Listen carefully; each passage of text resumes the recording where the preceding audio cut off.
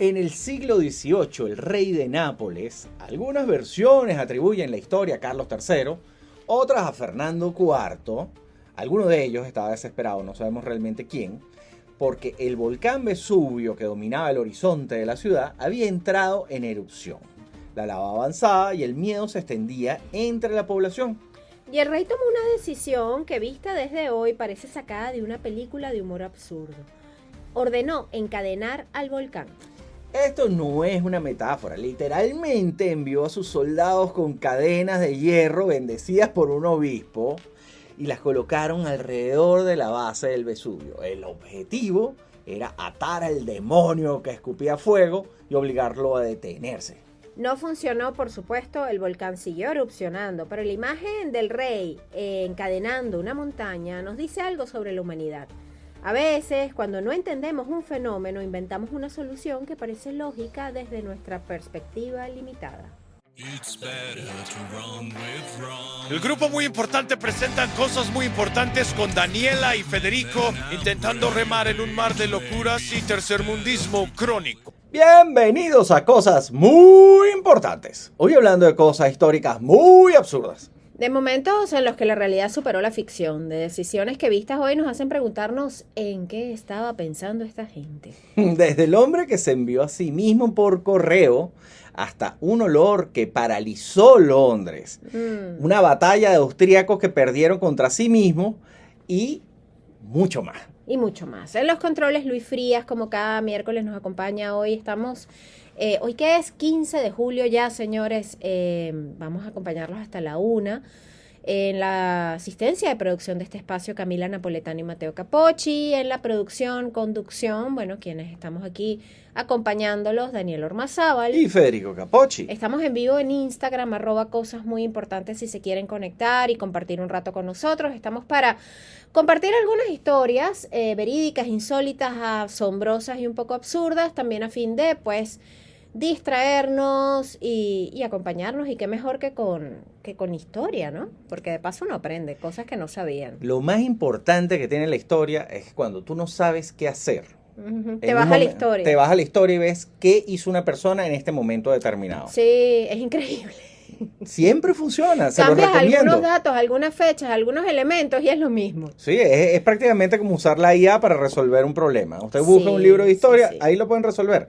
Ahora, fíjense, este tema del rey que encadenó el Vesubio es algo que ha sucedido siempre. La humanidad está cansada de hacer este tipo de cosas absurdas. Cuando no entienden una situación, se inventan una solución mágica. Exacto, sin embargo hay que ver esto con algo de escepticismo. En realidad el emperador que gobernaba Roma en el 79 a.C. fue el emperador Tito.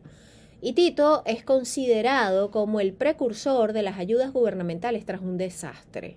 Sí, es que fíjense, la historia del rey que encadenó el Vesubio, el volcán, yo creo que es más tiene un poco de ficción, sí, probablemente. Pero realmente la historia de Tito sí es interesante, porque cuando ocurrió lo del Vesubio, este señor sí trabajó diligentemente. Mira tú. Sí, de hecho es considerado el precursor de las ayudas gubernamentales. Claro, su respuesta combinó apoyo económico, reorganización legal y apoyo moral directo a los sobrevivientes.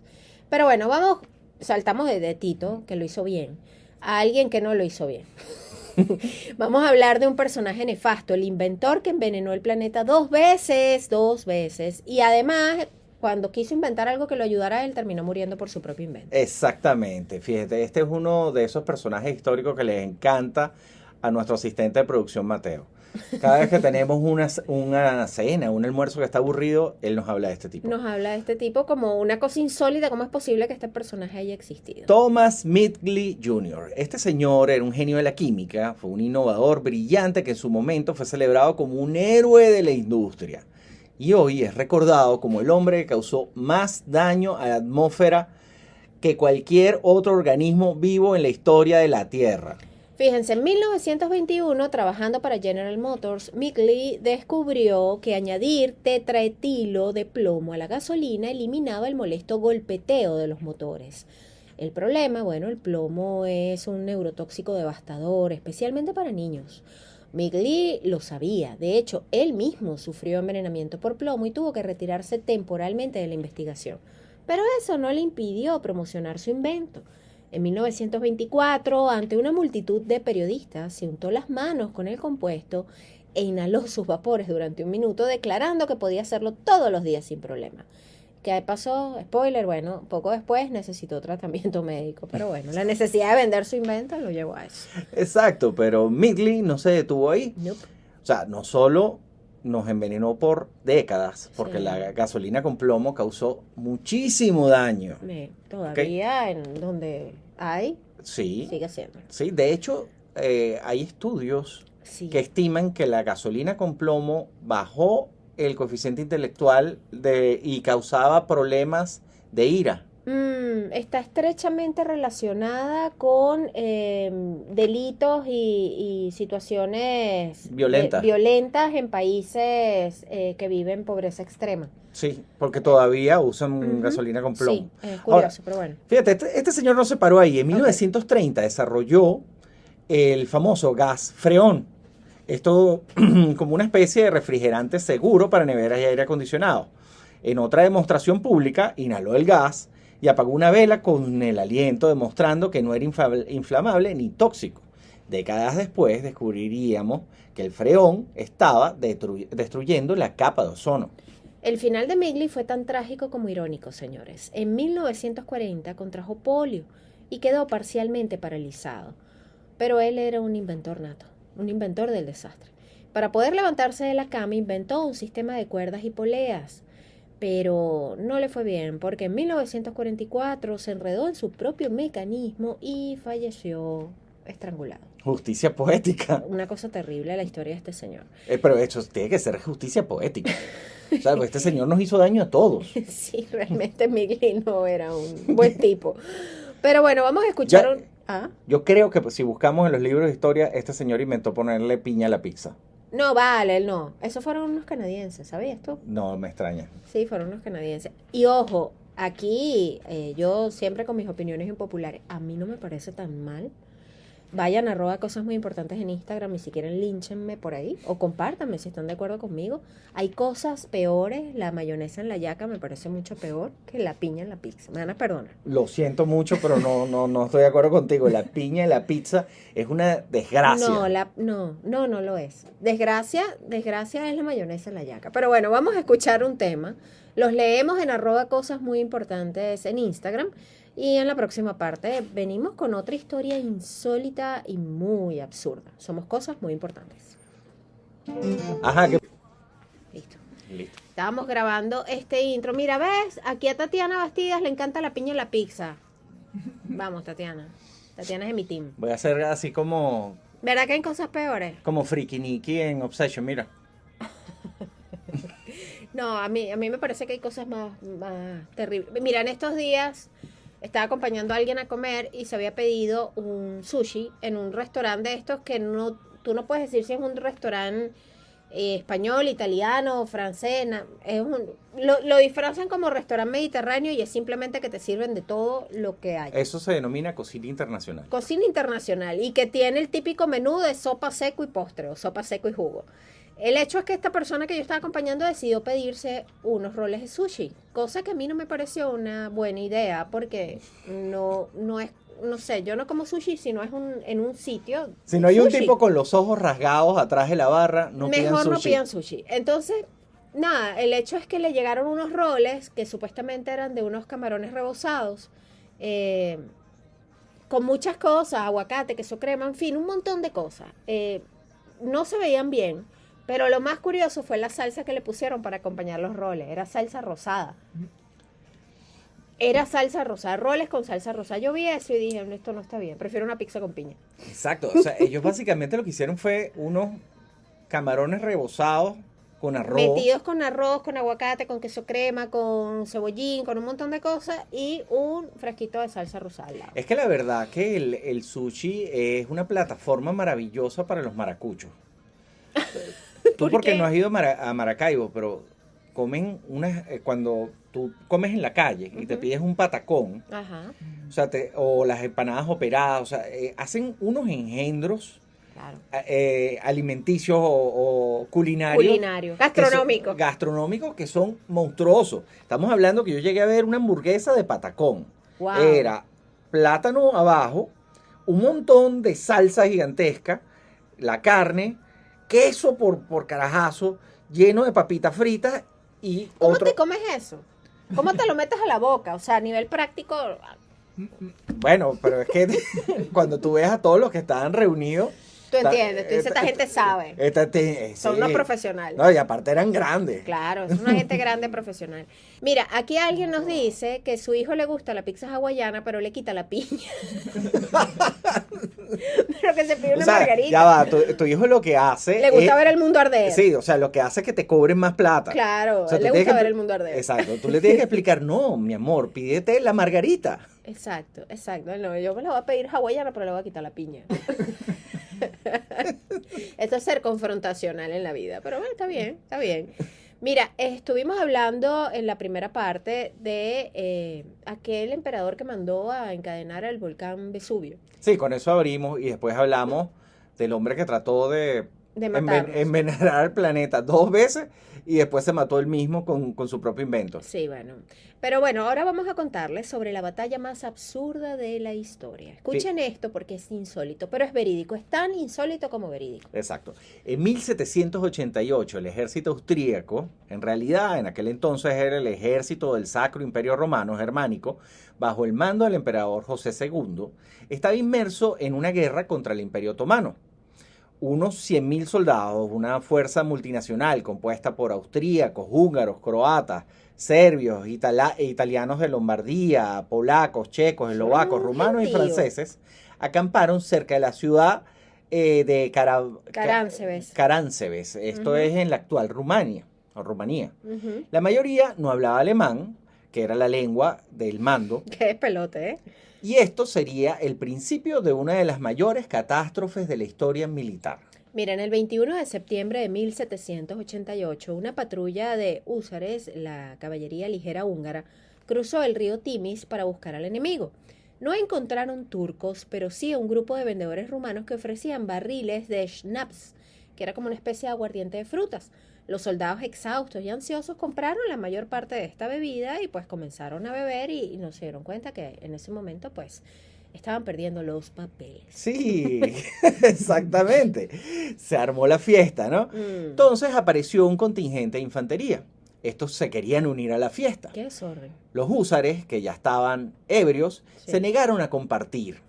La discusión pasó a los gritos, luego a los puñetazos y finalmente a los sables y fusiles. Qué desastre. Alguien disparó al aire y en Caos. ese caso un soldado gritó Tursi, Tursi, que era eran turcos, turcos, Ajá. y los húsares, creyendo que el ataque otomano era inminente, huyeron en pánico seguidos por la infantería. La confusión se propagó inmediatamente al campamento principal. Qué desastre. Los oficiales alemanes intentaron restaurar el orden gritando ¡Halt! ¡Halt! ¡Alto! Pero los soldados que no hablaban alemán interpretaron erróneamente la orden como el grito de batalla otomano que era ¡Jalá! ¡Jalá! El pánico fue total. En la oscuridad, el ejército austríaco comenzó a disparar contra sus propias sombras. Un comandante de artillería, convencido de que se trataba de una carga de caballería turca, ordenó abrir fuego de cañón contra el campamento. Esto fue en escalada y esto fue un desastre. El emperador José II intentó detener la masacre, pero fue derribado de su caballo y arrojado a un arroyo.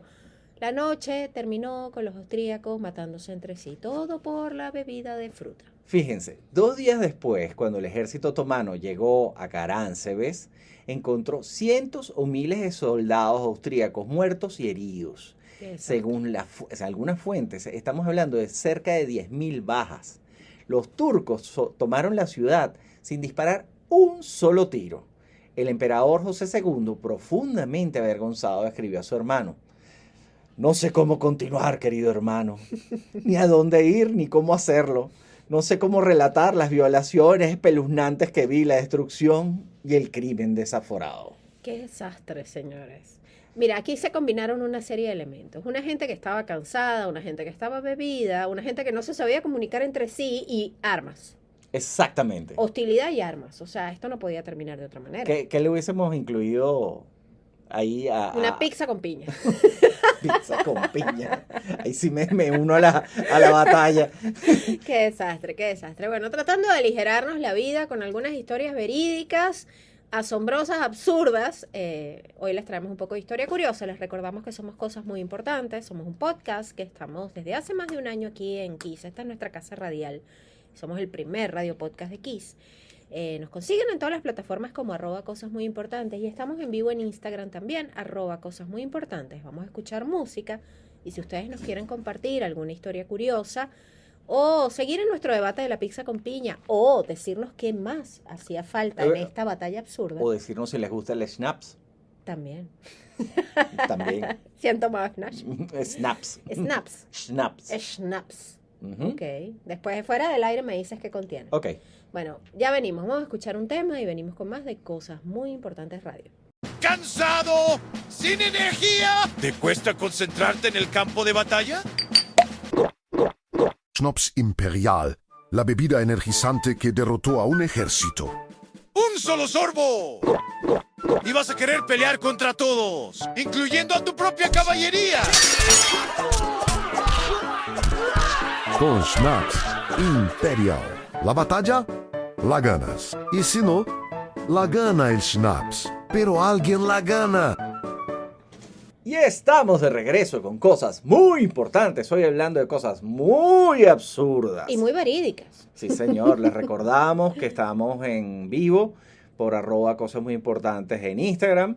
Y aquí en nuestra casa radial Kiss FM 101.5. Cuando son las 12:26 del mediodía, vamos a seguir contándoles entonces ahora de un caso que es tan insólito que yo lo tuve que leer varias veces, porque yo dije, esto no puede ser verdad. Pero sí lo es. Es la historia de el contable que desafió al sistema postal británico. Ahora, ¿en qué Fíjate, consistió esta historia? Cuéntame. Esto es interesante, ¿no? Porque Daniel y yo hacemos unas reuniones editoriales Ajá. que Muy serias. son una mezcla entre reuniones editoriales que tenemos que comprar para el En mercado. la lista del mercado, porque a todas estas quienes no lo sepan, Federico y yo somos esposos, compartimos una vida familiar muy ocupada porque tenemos 3 hijos y Como bueno, 200 trabajos. y sobrevivimos también a todas las circunstancias de estar en Venezuela. Y bueno, pues podrá imaginarse que nuestras reuniones editoriales tienen de todo. Exacto. Pero fíjate, Daniela me hablaba de este señor y yo, bueno, está bien, Daniela. Vamos a Sí. meter a este señor Pero yo en- le dije, busca el tipo que se mandó por correo. Y él me miraba así como, no sé de qué me estás hablando. Y acuérdate de llamar a la cisterna porque se acabó el agua. No se acabó. Mira, espérate un momento. Lenin está diciendo una genialidad en el Instagram que yo tengo que hacer una pausa un momento porque estábamos hablando, para ponerlos en contexto a los que nos están oyendo solo por radio, que en la pausa musical estábamos hablando de que nosotros tenemos una agencia de publicidad ficticia y que en estos episodios que salen luego transmitidos a través de las plataformas de podcast, en los bloques musicales insertamos cuñas radiales ficticias. Y generalmente son cosas absurdas. Decíamos que promocionábamos el Salón de Belleza Marie Curie para que salga siempre radiante.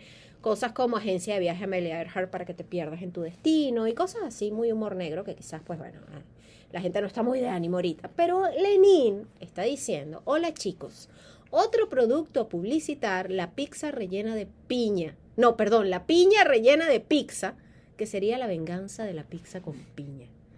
Lenin, eres un genio. Mira, Lenin. Una piña rellena de pizza en venganza a los fanáticos de la pizza con piña. Me voy a montar en el DeLorean. Vamos a montarnos todos en el DeLorean y vamos a viajar al Club Bahía de los Piratas, que es un club en Barlovento, Ajá, en 1986-87. ok. Cuando Estamos yo iba todos con ahí. mi papá, Ok, ellos eso fue hace vendían- muchos años. uf, Eso fue en el siglo pasado, y no exagero. ellos vendían una cosa que se llama canoa de mariscos, Ay, era eso. que yo lo pedía todo el tiempo. Y hasta el sol de hoy, yo no debería hablar mal de la pizza con piña, porque yo me comía la canoa de mariscos. La canoa de mariscos era una piña cortada por la mitad, Ajá. rellena de mariscos en Ok. salsa blanca Uy, y gratinado. oh Dios mío. Yo me comía eso. Esa es la venganza de la pizza con piña. Es verdad, es verdad. ¿Eso existe? Wow, qué terrible este momento. Vamos a volver a la historia del señor que se mandó por correo para poder quitarme ese mal sabor de boca que me acaba de dejar tu recuerdo. Fíjense, en el Londres victoriano, un contador llamado Willie Reginald Bray encontró su verdadera vocación, no en los libros contables, sino en los libros de correo. En 1898, a sus 19 años, Bray adquirió un ejemplar del Post Office Guide, el manual de la Royal Mail británica. Lo leyó de cabo a rabo y encontró algo que despertó su imaginación. Escuchan bien, la guía especificaba que el objeto más pequeño que se podía enviar por correo era una abeja y que el más grande era un elefante. La formulación aparentemente inocente planteaba una pregunta: ¿qué más se podría enviar por correo? Bray decidió los siguientes 40 años de su vida, se dedicó el resto de su vida a responder a esa pregunta. Fíjense, él no se limitó a enviar cartas.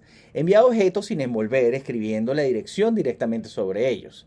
Su lista de envíos incluye una sartén, un cráneo de conejo, un nabo con la dirección tallada en la pulpa, un sombrero de hongo, algas marinas, un cepillo de ropa, un silbato de bicicleta y un puño de camisa. ¿Y a quién se lo mandaba? Es mi pregunta. Pero no se detuvo en objetos inanimados. Bray envió por correo a su perro irlandés Bob. Después se envió a sí mismo, no una vez, sino 3 veces. En 1900 como correo ordinario, en 1903 como correo certificado y entregado a su padre, y en 1932 cuando ya era conocido como The Human Letter, la carta humana. Los experimentos postales de Bray no se limitaron a enviar objetos, también se dedicó a escribir direcciones imposibles para poner a prueba la capacidad deductiva de los carteros. Envió postales, abro comillas, cualquier casa en Londres, cierro comillas. También a el residente más cercano a esta roca, acompañado con una postal con una fotografía de la roca en cuestión. También al conductor de la locomotora número 133 Caledonian Railway, estación de Glasgow, y a Santa Claus. Y a Santa Claus también le mandó correo. Este señor era el troll del correo, ¿no? Un troll. Ok. Además de sus experimentos postales, Bray fue un coleccionista obsesivo de autógrafos. Una cosa absurda. Envió más de 32.000 solicitudes por correo a figuras de todo el mundo. Políticos, militares, artistas, aviadores, deportistas. Llegó a acumular más de 15.000 firmas y él se autoproclamó el rey del autógrafo. Este señor tiene que haber sido millonario, Federico. Esto es bien Porque para tener tiempo para hacer esto, tú tienes que tener todo lo demás garantizado. No sé Estaba qué aburrido y decirte. tenía plata. No sé qué decirte, pero fíjate. Es lo que pasa, no había televisión, Daniela. Pero igual, la gente trabaja. Yo no podría hacer esto. Yo no veo televisión, porque no soy de ver televisión realmente. Y yo no tendría tiempo de hacer esto. Daniela, si no tuvieras, Tengo que trabajar. si no tuvieras computadora y celular, Quizás me mandaría por correo. te mandarías por correo. Sí, Fíjese, sí. una de las obsesiones que tenía Bray era conseguir el autógrafo de Adolf Hitler. Wow. El señor le envió múltiples cartas a la Cancillería alemana hasta que recibió una respuesta seca. El Führer está ocupado. Ah, pero le respondieron. Absténganse de enviar más correo a esta dirección. Qué tipo tan fastidioso. Claro, estamos hablando de los años 30 y Hitler estaba efectivamente Führer estaba muy ocupado. ocupado. Bray murió en el año 1939, a los 60 años de un ataque al corazón. Su colección de más de 32.000 objetos y autógrafos fue vendida por su hija en cajas. Y solo algunas piezas sobrevivieron. Hoy sus envíos son piezas de colección muy buscadas. Fíjense, en el 2010 el libro The Englishman Who Posed Himself and Other Curious Objects contó su historia por primera vez. Bray había demostrado que el sistema postal británico, en su afán por ser universal, podía ser llevado al límite y que un contador aburrido podía convertirse en la pesadilla y la diversión de los carteros de todo el país. Está interesante porque como planteamiento de ver dónde está el error, o sea, él realmente se estudió el código postal completico y todas las condiciones y lo que vio fue todas las fallas que tenía. El error, él debió haber sido abogado, porque nuestro trabajo siempre es buscar el hueco o la falla. Exactamente. Vamos a escuchar un tema y... Ah, no, mentira, viene el corte. Luego del corte escuchamos un tema y en la próxima parte, pues bueno, venimos con otras historias absurdas, insólitas y verídicas. La multinavaja espiritual. La única navaja que te cubre para todos los dioses, profetas y gurúes. Porque nunca sabes quién está de turno. Yo iba a estacionar y se me acabó la fe. Pero abrí la navaja. Recé al Buda por el espacio a la Virgen por la maniobra, a Alá por el freno y al ojo de Horus por el espejo retrovisor. Aprendí a estacionar en 3 intentos. Con la multinavaja espiritual, nunca más vas a estar solo, porque si no te escucha un Dios, te escucha otro. Y si no te escucha ninguno, al menos tienes una navaja para cortar el pan. La multinavaja no se hace responsable si rezándole a todos al mismo tiempo se produce un cortocircuito cósmico. Tampoco garantizamos que tu superdios favorito no se ofenda. Usar con precaución. Mira, vamos a aprovechar de mandar saludos. Dios mío, si estoy despeinada. Vamos a aprovechar de mandar saludos a los que están conectados. Ya llegó Isnardo, ¿qué hora es? Estamos bien de hora, sí, son las 2:34. Sí, de hecho, vamos a tener que estirar. Ah, no. No. No, ahora es que tenemos. No, al contrario. Tenemos 4 y 5, estamos bien. Ah, sí. 4, 5 y 6 tenemos. No, tenemos mucho, por eso vamos a tener que cortar. Pero tenemos espacio, quédate tranquila. Ok, ¿cuál viene ahorita?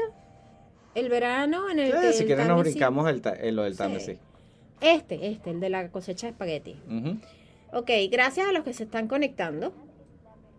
Pero igual, a mí me gusta la idea de Lenin de la piña rellena de Yo pizza. creo que yo tengo aquí los comerciales.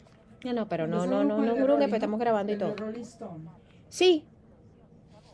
You Exacto. can always get what you want. Y ahí cuando uno se pone malcriado, yo sí quiero, yo. y Mick Jagger te dice, Mm-mm. no siempre puedes tener lo que quieres. Pero qué cara de tabla. Si hay alguien que probablemente obtuvo todo lo que quería de la Sí, vida y más, Mick es Mick Él Jagger. no tiene cara para decirte, yo no puedo tener todo lo que quiero. Lo siento, Mick. Exacto. Sí puedo.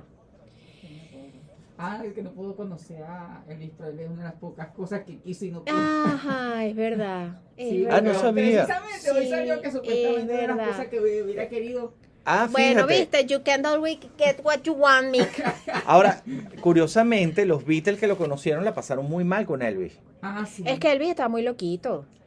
Sí, y los odiaba. Y Elvis no. Pero unos malditos hippies para él. Sí, los odiaba, los odiaba. Pero pobre Elvis, porque al final era un tipo que estaba atrapado, ni siquiera podía salir de gira. Ese sí tenía una relación laboral tóxica. Oye, sí, es verdad. Elvis Pobrecito, Presley. o sea, definitivamente es terrible cuando se alcanza un nivel de fama tan grande que te conviertes en prisionero de esa fama. Eso le pasó a Britney Spears, le pasó a Justin Bieber, le pasó a Michael Jackson, a Elvis Presley. Son muy pocos los que salen de ahí sin daño. O sea, Madonna, por ejemplo, es de los... Tienes que tener una personalidad especial Ujú, para poder llevar eso. sí. Fíjate, Dave Grohl alcanzó un nivel de fama completamente ajeno a él y lo manejaba bien hasta que metió la pata y ahora es el villano, el supervillano, y es así como, pana, sigue siendo Dave Grohl. Sí. O sea, yo creo que él ha debido divorciarse. Bueno, ya eso es súper farandulero de tu parte. O sea, pues verga. O sea, la mujer... Bueno, para la poner mujer en lo- contexto, quienes no sepan de lo que estamos hablando, el cantante de Foo Fighters le salió un hijo fuera del matrimonio hace unos años. Él obviamente lo reconoció, pidió disculpas a su familia, pero después de eso, él como que se puso súper errático, desapareció un tiempo de... Claro, todo esto coincidió también con la muerte del baterista. No, fue después. Y claro, por bastante eso, fue sí. después, pero no tan Ya después. venía medio tucucú. No, claro, él venía ya tocado de lo que le había tocado vivir con la muerte de este Taylor Hawkins. Y además le sale este hijo fuera del matrimonio. O sea, una serie de cosas que aquí, chisme del rock se llama esta sección. Señora rockera. Señoras rockeras chismean. Pero bueno, era un tipo que no hacía nada que la gente viese como mal. Claro, todo el mundo era, lo quería. todo el mundo lo quería y de repente se volvió humano y se equivocó. Sí. Pero bueno, tú me avisas, Luis. ¿Cómo van? Cuéntenos los que están conectados cómo van. Porque aquí estamos guapeando para animarnos y seguir adelante. Porque Yo bueno, tengo tenemos que hacerlo. sed. Tenemos que hacerlo. Así malcriado y todo, No, Daniela. bueno, saliendo de aquí que compramos agüita. Tengo sed. Mándenos agüita a la radio. Tengo sed. Mándenos una agüita. Nuestros hijos, tú no puedes sacarlos al patio de la casa Si no llevas un termo de agua. si no llevas un termo de agua. Sí, Porque en vale. el momento en el que no tienen agua cerca, empiezas. se deshidran. ¡Tengo sed! Sí, son bien malcriados nuestros hijos. Pero bueno, aquí estamos bien, ¿Sí? mejor. organizándonos para poder ayudar, porque hay que seguir ayudando, la emergencia sigue. No paremos, por favor, de colaborar. Si bien uno lo piensa y dice, pero es que no es nuestra responsabilidad, porque he escuchado gente decirlo, tener que dar ayuda y refugio, tienen que hacerse responsables los que tienen que hacerse responsables de esto. X, somos humanos, hay que ayudar, estamos bien, estamos vivos. Eso es un regalo. Y aquí sí hay algo que hay que reconocer en estos países, es que el gobierno nunca te va a ayudar. No. Olvídense de eso. No, entonces tenemos que seguir. Uno sobrevive en estos países a pesar del gobierno. Exactamente, con todo en contra. Entonces vamos a seguir, vamos a organizarnos para que dentro de nuestra rutina y nuestra vida, porque hay que seguir, obviamente, hay que seguir generando empleo, hay que seguir trabajando, hay que seguir produciendo, pero vamos a dejar un apartado en nuestra vida, ya sea en tiempo, en lo económico, como uno pueda, para seguir ayudando, porque es mucha la necesidad que hay, y esto va para largo. Yo sé que Pero Daniela, compren Pharmacy. Sí, bueno, no, exacto. Si tienen algún problema, siempre pueden hablar con Gaby Espino y vender Pharmacy, ¿no? Hay niveles de disociación y eso, ¿no? Eso es el colmo. ¿Tú no viste, Luis, que Gaby Espino en medio de o sea, pero te estoy diciendo que si a los 2 días a o los al 2 día días siguiente del terremoto, ella puso un mensaje, grabó un mensaje en sus redes, muy conmovida por el terremoto. Y aprovechando de decir, recordarle... imagínense lo que significa tener un negocio propio en medio de esta situación donde tú puedas seguir produciendo con independencia. Y vendió Pharmacy en su mensaje de condolencia y de... Obviamente le han dado hasta con el todo, porque primero que hay momento para todo, y segundo que cómo te vas a lucrar. Eso es lucrarse de la desgracia ajena, y eso es bajo y es feo.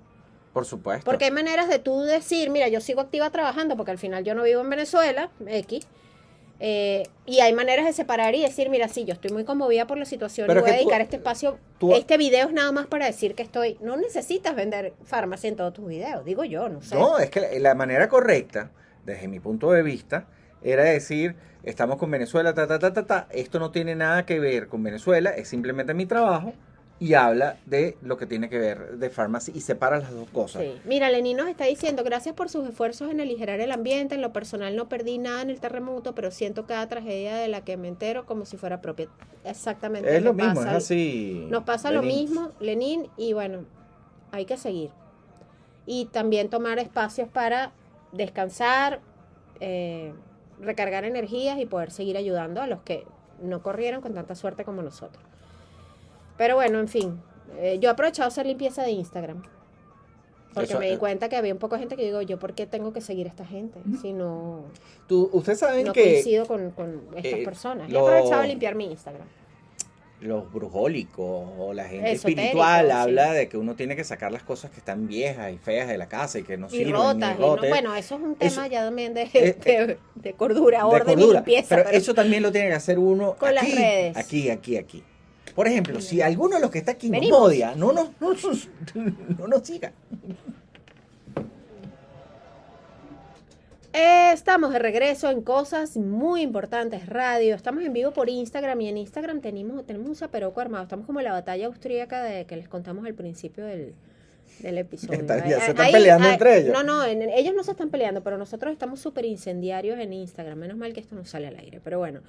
Hoy estamos hablando de historias verídicas absurdas, muy absurdas, en Daniela, un programa dedicado a historia Daniela, curiosa. Muy absurda. Muy absurda. Ya les hablamos del hombre que se mandaba a sí mismo por correo, que realmente era el troll del correo. Hablamos también de esa batalla donde eso fue un todos contra todos porque se combinaron puras cosas que pues no estaban bien.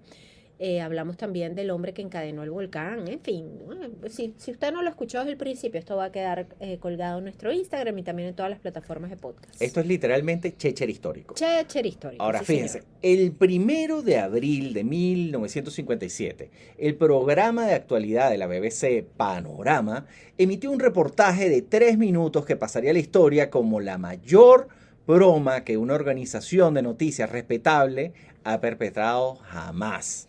Mostraba una familia en el cantón de Tesino, en el sur de Suiza, recolectando una cosecha especialmente abundante de espaguetis.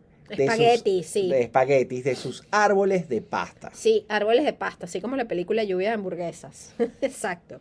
La narración, a cargo del reconocido locutor Richard Dimbleby, explicaba con toda seriedad que el invierno excepcionalmente suave y la casi desaparición del gorgojo del espagueti habían permitido una cosecha récord. Imaginen todo esto en ese perfecto acento inglés tan solemne y serio que tú no sabes si te están echando broma o de verdad te están hablando en serio.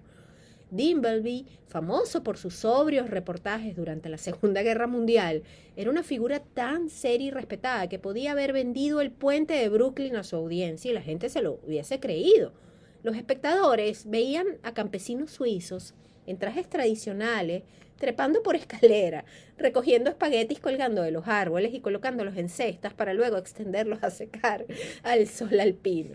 Una escena súper absurda, parece una escena de Monty Python. Es Monty Python total. En la Gran Bretaña de los años 50, el espagueti no era el alimento cotidiano que hoy en Sí, día. claro. O sea, todo el mundo Ahorita ha un comido plato de pasta. pasta, por favor. Ajá. Se considera una delicia exótica que muchos solo conocían por enlatados en salsa de tomate.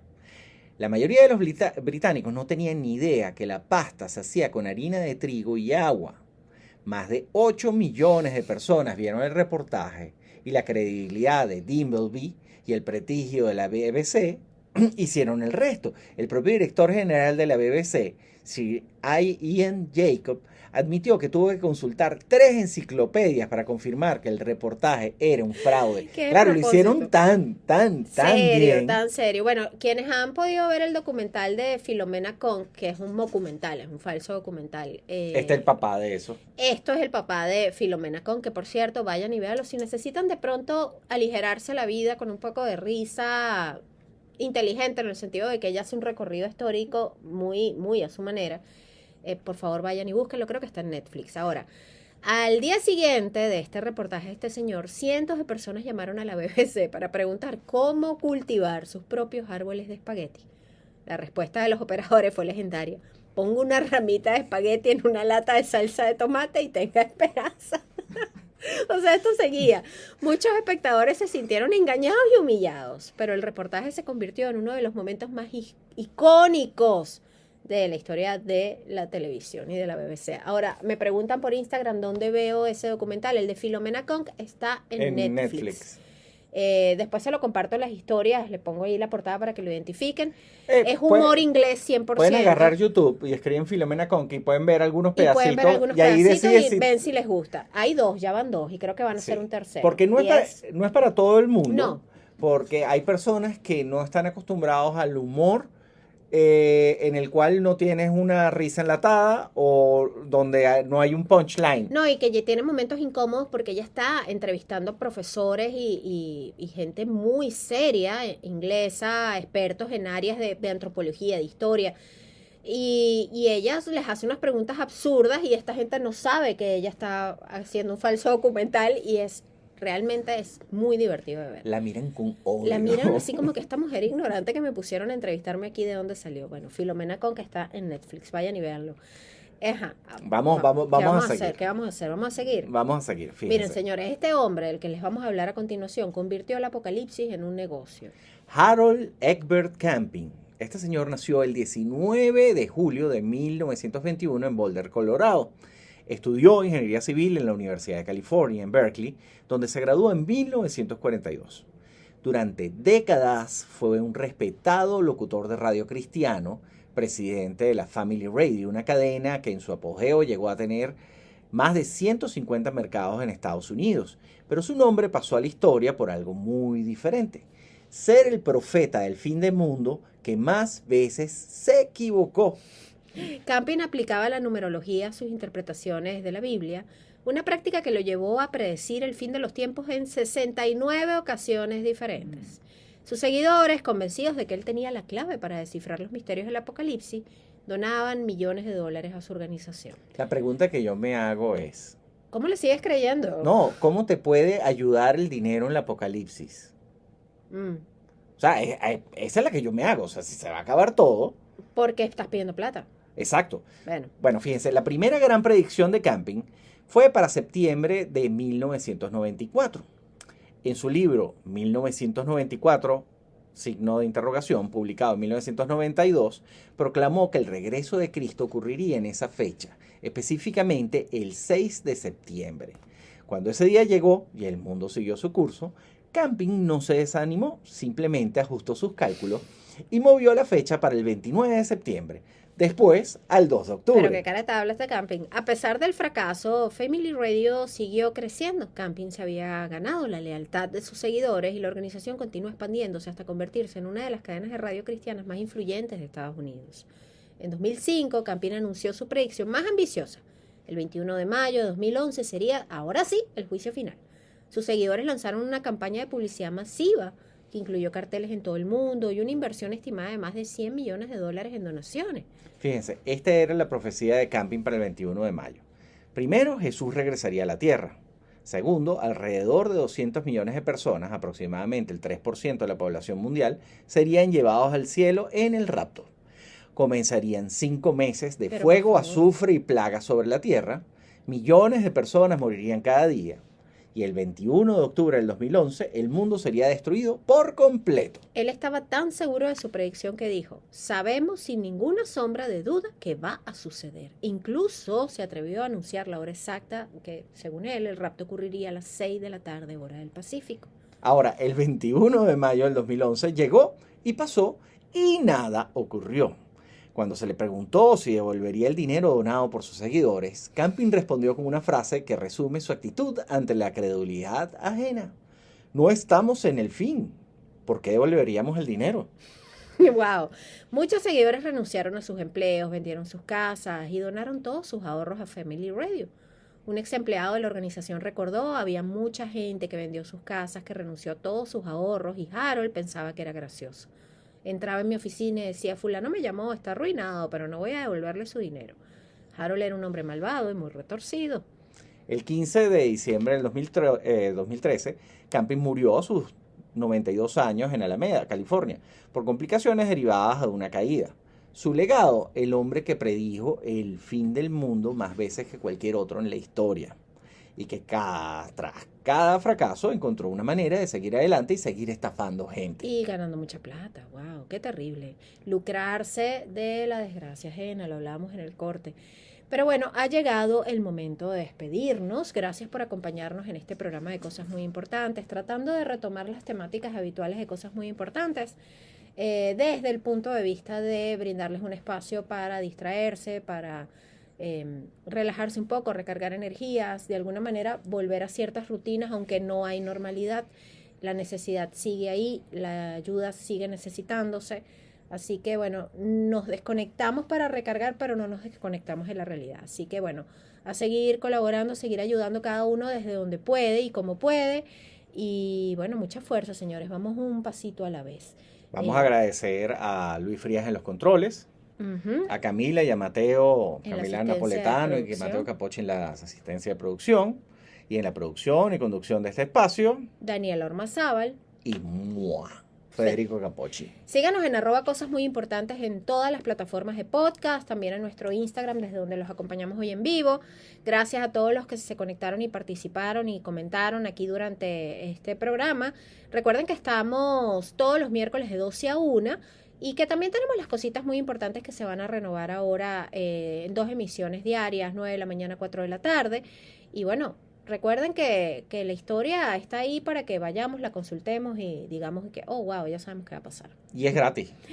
Sí, mira, aquí alguien nos dice un poco de distracción para el alma. Saludos desde México. Gracias, Gaby, por conectarte desde México. Saludos a nuestros hermanos mexicanos que han sido increíbles, como muchas otras naciones que nos están ayudando. Sí, señor. Un abrazo y nos escuchamos el próximo miércoles. Chau. It's better to run with rum.